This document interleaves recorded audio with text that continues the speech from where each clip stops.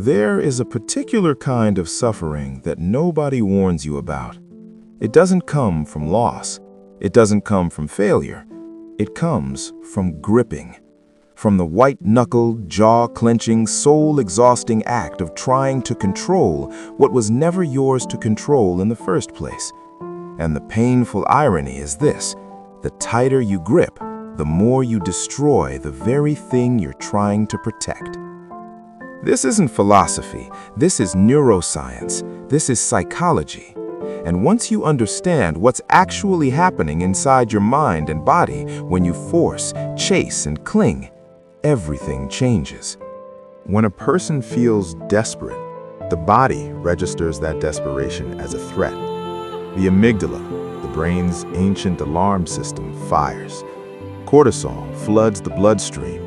The nervous system shifts into a state psychologists call hyperarousal. And in that state, your perception narrows. Your thinking becomes rigid.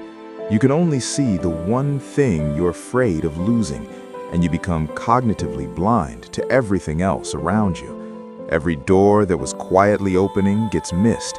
Every subtle signal life sends gets drowned out by the noise of your own panic. This is why the harder you chase, the more elusive things become.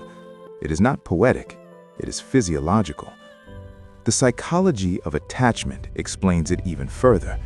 When we are anxiously attached, not just to people, but to outcomes, to timelines, to a specific version of our future, we operate from what psychologists call a scarcity schema, a deeply held, often unconscious belief that what we need is rare, fragile, and almost certainly going to disappear if we stop watching it.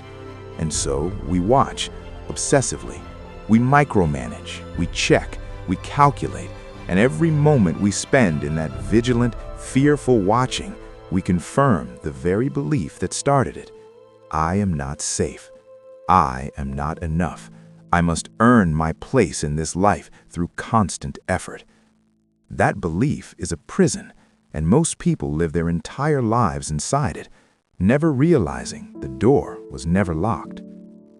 Now consider the opposite state. Psychologists call it secure attachment.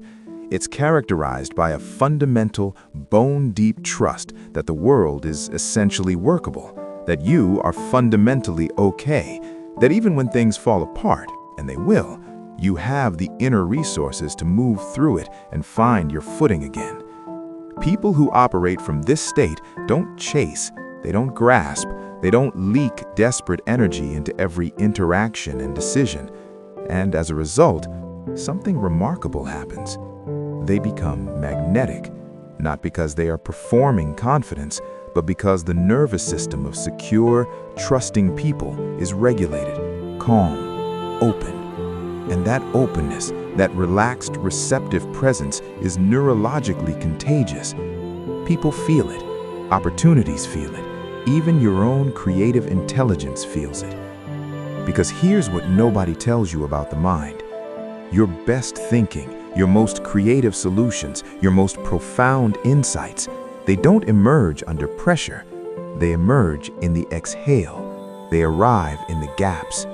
The brain has what neuroscientists call a default mode network, a system that activates not when you're striving, but when you're resting, when you're walking, daydreaming, staring at the sky. That network is responsible for imagination, for pattern recognition, for synthesizing information in ways your conscious, striving mind simply cannot access. Every breakthrough you've ever had in the shower, that was your default mode network doing what it does best, working in the background, quietly assembling the answer you'd been forcing too hard to find. Letting go is not passive. It is neurologically active in a way that forcing never can be. Jung spoke of something he called the transcendent function, the psyche's innate capacity to move toward wholeness, to resolve tension between opposites in ways the conscious ego could never engineer.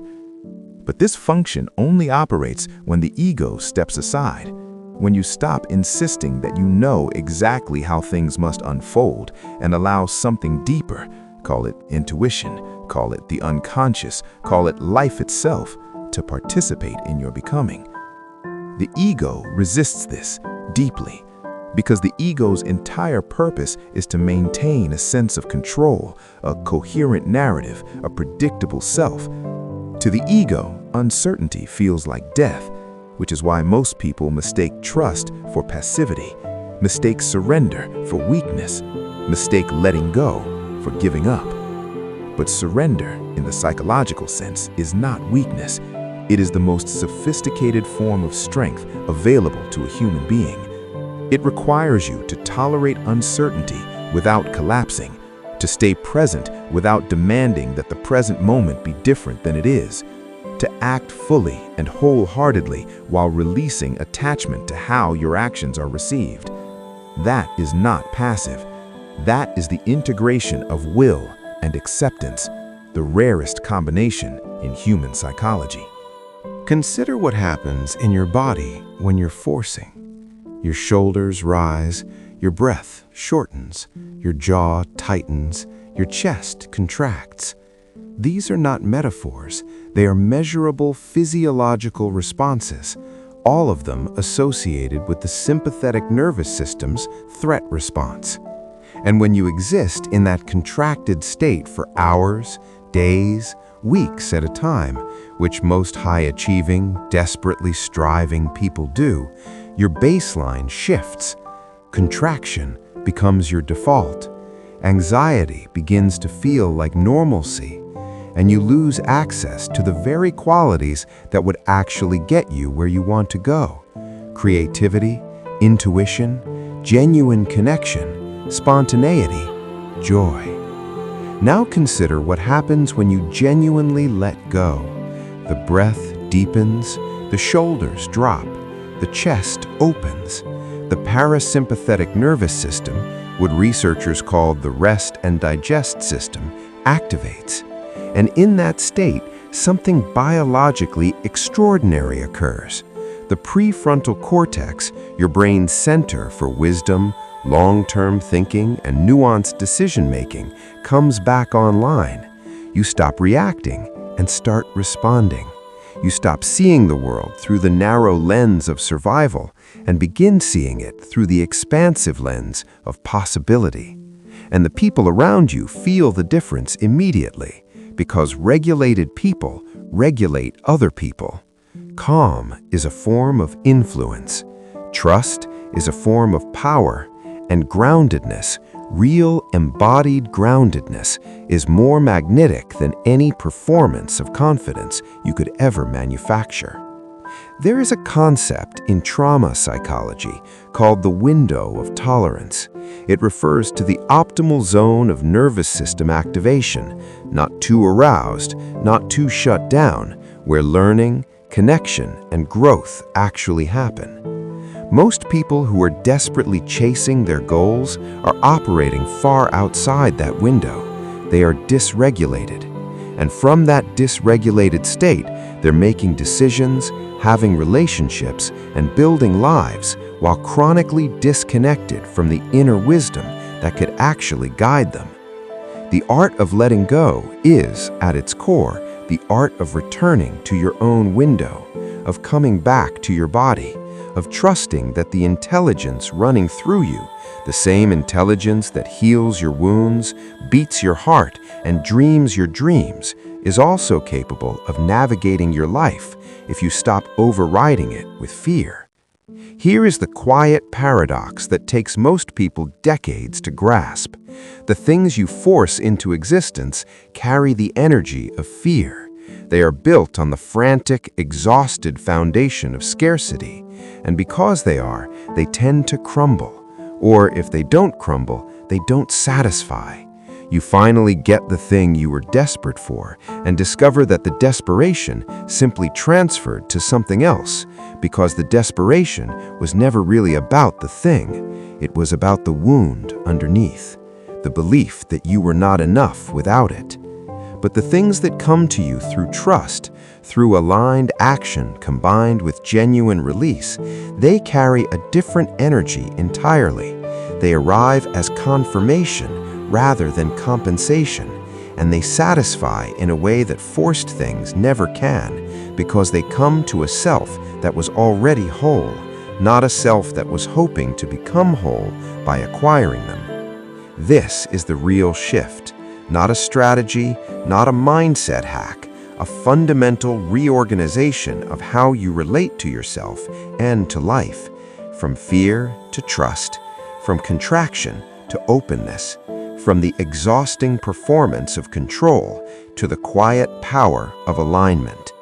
You don't become lighter by thinking positive thoughts. You become lighter by doing the deep, honest work of understanding why you grip in the first place. What wound taught you that life wasn't safe without your constant management? What moment convinced you that you had to earn your existence through relentless effort? Because that's where the real letting go happens, not in the inspiring moment of deciding to trust, but in the slow, compassionate excavation of the fear that made trust feel impossible. When you do that work, when you begin to heal the attachment wounds and the nervous system patterns and the unconscious scarcity schemas, something ancient and quiet rises up inside you, a knowing that was always there beneath the noise, a trust that doesn't need proof, a peace that doesn't require the future to look a certain way before it's allowed to exist. That is the real power, not in the chase, not in the grip, in the open hand, in the regulated body, in the soul that has learned finally that what is meant for it cannot be forced and cannot be lost. The river doesn't force its way to the ocean. It simply follows what it already knows, and it always arrives. Drop the word align in the comments if this reached something real in you.